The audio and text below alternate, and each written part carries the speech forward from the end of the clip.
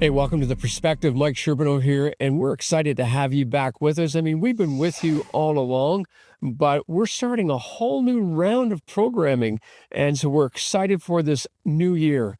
And here to help us kick off the year is someone who brings a perspective on what is happening globally. As we think about the impact the gospel is making throughout the world, we're excited to welcome back Brian Stiller, who is global ambassador with the World Evangelical Alliance. And as Brian is joining us on the program today, he also hosts his own podcast, which is called Evangelical 360. And he's going to talk to us about what that is and some of the key guests that he has on his program who have been shaping the face of the Christian witness and message throughout the world. So, Brian, welcome back. Good to see you from your summer escape up in the Kawarthas, and always happy to have you with us on the program. Mike, good to be with you. And probably the most important question I need to ask you at the beginning is, how is your golf score this summer? Are you at least shooting your age? Well, I've had difficulties with my drive, but I must say this last week I had a breakthrough, and on 9 holes I scored less than half my age. So I suppose that if I had done the 18th, I would have done my age. There you go. Well, I'm excited. We're not going to get you to reveal your age today, or I just have too much fun with that. But as long as you're not as old as Enoch or Methuselah, that's okay. So we're doing good, Brian. And, the reality of it is I don't want to golf with you because you just make me look bad. But one of the things that you have been making look good is your podcast. Tell us about that and why you are so excited about the reach that it is having. Well, it's interesting as one ages and your life changes and your ministry evolves. Generations come up and they push you out. Yet when you still have vision and energy and passion and interest, sometimes you wonder, what is the next stage? And a little over a year ago, a colleague thought a podcast would be right. And the reason for a podcast is because I've led a number of ministries. I've been to 100 countries. I've worked with the Evangelical Alliance. I know a few people. I've written a few books. I've read a few books.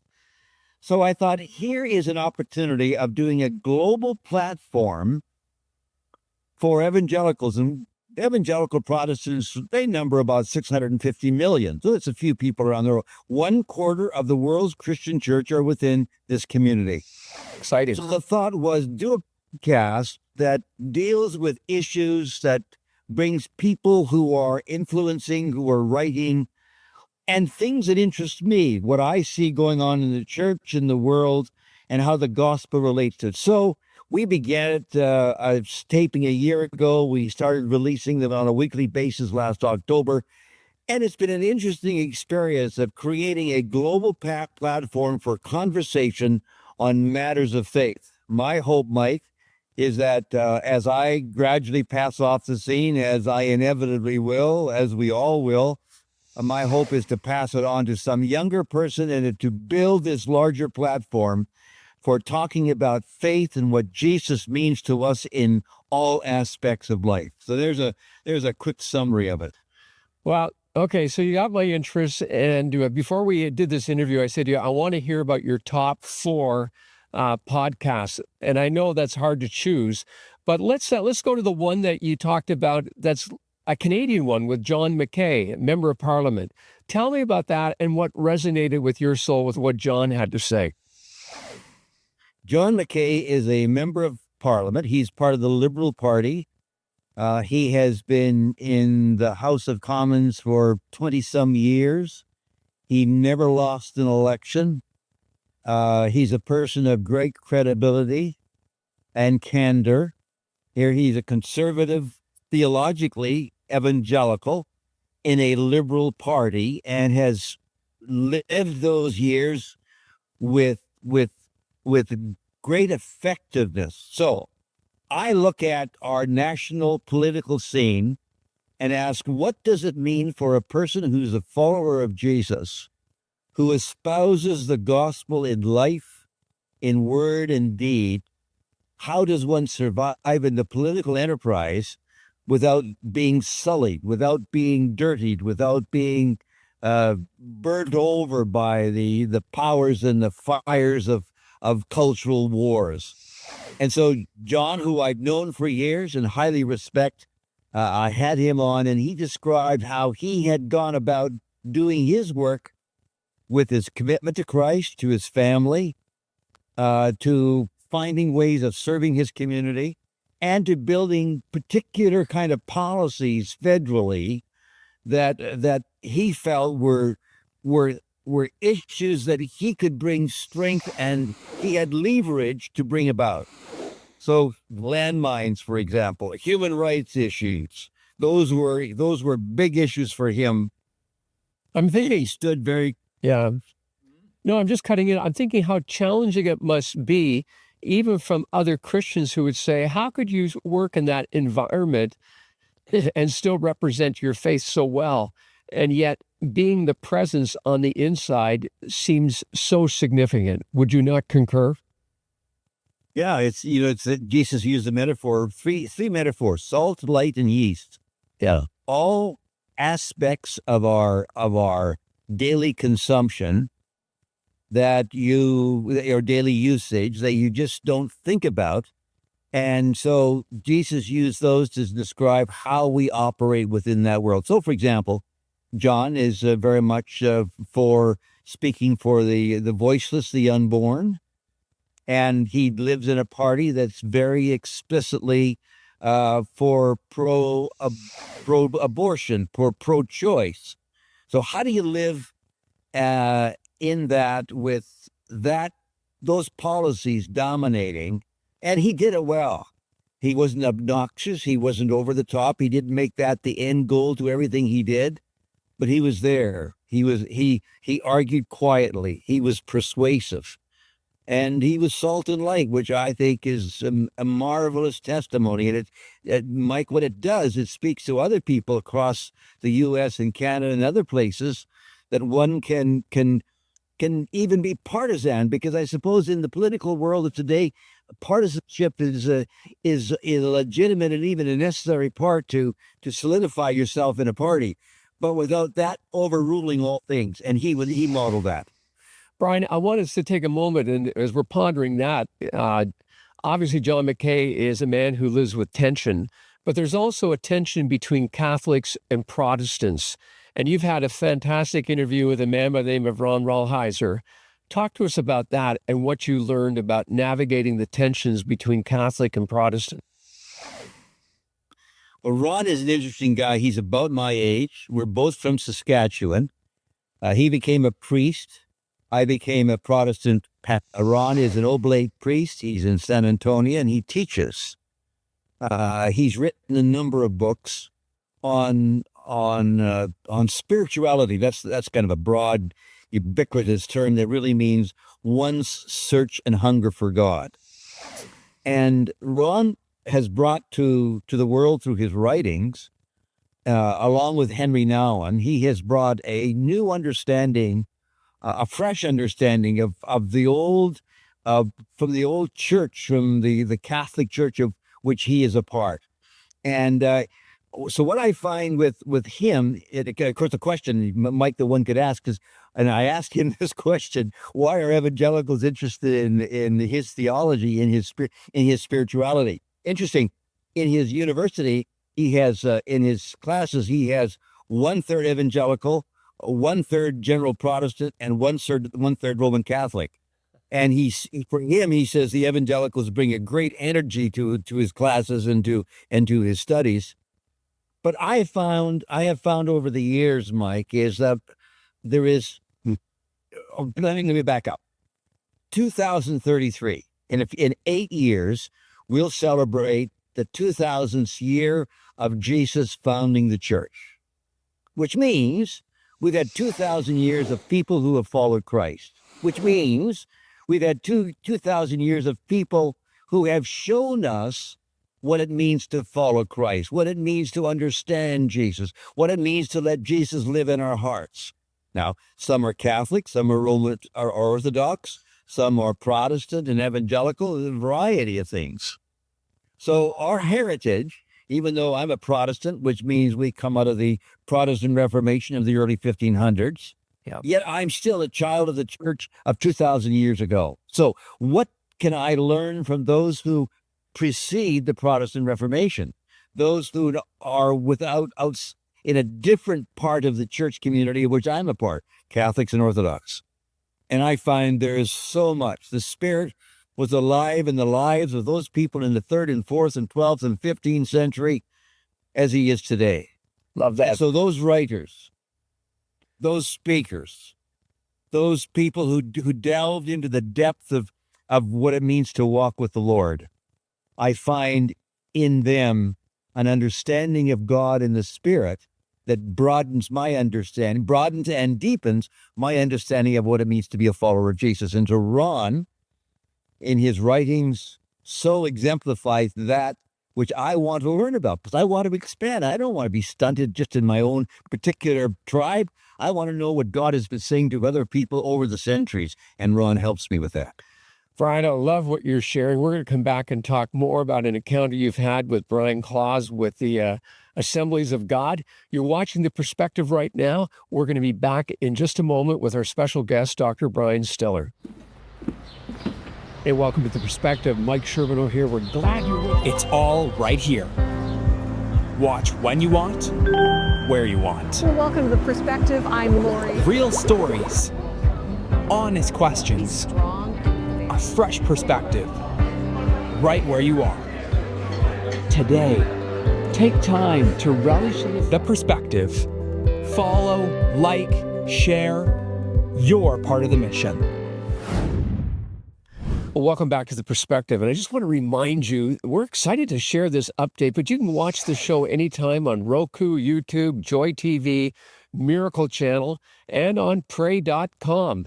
And soon we're going to be all across the states on a national program there as well. But just check us out at any of those stations. If you miss us, we're moving off of Vision TV, but we're moving on to many digital platforms. So follow us there. And it's a great way as you watch the program to stay encouraged and grow in your faith all along. And can I remind you to write into us and get a copy of our monthly Bible study book.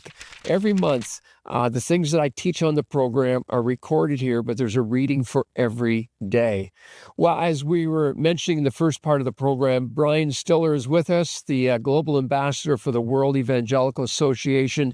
And Brian, on your podcast, which is called Evangelical 360, I gave you the big task of narrowing down 4 interviews that really stood out to you. And I wanted you to talk to us a little bit about the gentleman who leads the Assemblies of God Seminary in the U.S. That's Brian Claus. What have Pentecostals given to the church? All right. This is up your alley, Brian. You're a Pentecostal, so you got bragging rights now. Almost 100 years ago, 125 years ago about, there was a breakout in around the world in many countries, a new understanding of the Spirit. And it seems that over the 1900 years, that the Spirit was almost kind of caught in the shadow of the Father and the Son. And this new understanding of the person, the work, the gifting, the anointing of the Spirit came into the church. This new, fresh awareness of the Spirit wanting to work within our lives. And this was transformative because it reminded us all that we as individuals, as Paul says, are temples of the Holy Spirit. So here's what happens. In conversion, Christ makes us like himself. He changes us. And the Spirit comes in and does that work. But the Spirit also empowers us to be witnesses of him. And that became a missionary enterprise. Pentecostals went around the world, and over the last few years, there's been this huge increase. So in 1960, there were 90 million evangelicals. Pentecostals are part of that. Today, there's 650 million. So this new understanding of the Spirit is what the Pentecostals have brought to the whole church, to the Catholic, Orthodox, Protestant church. It's a new awareness of the Spirit, and it's changing the way the church operates. So that's the role of the Pentecostals. Wow. So what was the takeaway in your conversation with Brian Claus? What was he reminding you of? What principles? That Pentecostal theology, which emphasizes the Spirit, is rooted in our Christology, which is Jesus of Nazareth. So that is critical to our understanding of the power of the Spirit.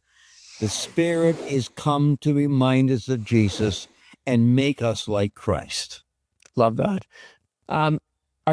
Do you sense there's as much pushback against the Pentecostal fervor as there was, say, 50, 60 years ago? No, it's changed on two accounts. One, the broader church realized the Pentecostals had something to share with them. The understanding of the Spirit, his power, his work, that was something that they needed. And so that became the charismatic movement, and it just, that river overflowed its banks and it went everywhere. So there's a new appreciation. Also, Pentecostals have refined their theology in such a way that we are more center stream rather than being an outlier. Yeah, and I was thinking about one gentleman, John MacArthur, who was very outspoken against Pentecostalism. And you live with that tension. You hear a lot of that in the States. I don't hear so much of it in Canada, although there is a reserve in many evangelicals. But I'm finding with younger people, there's a huge hunger to know more of the presence of God. Just comment on that for a minute before we talk about another guest.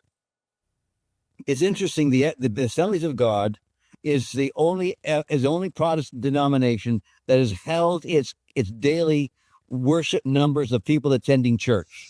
It's interesting to note, Mike, that during the time of secularity, where secularity has been diminishing the numbers of people who have attended church, the Assemblies of God have sustained their numbers of people who are affiliated and attending church on a weekly basis. Amazing. So that step is interesting to observe as to the influence of this message, which is Christ-centered, Spirit-driven, to bring people into a continuous walk with the Lord.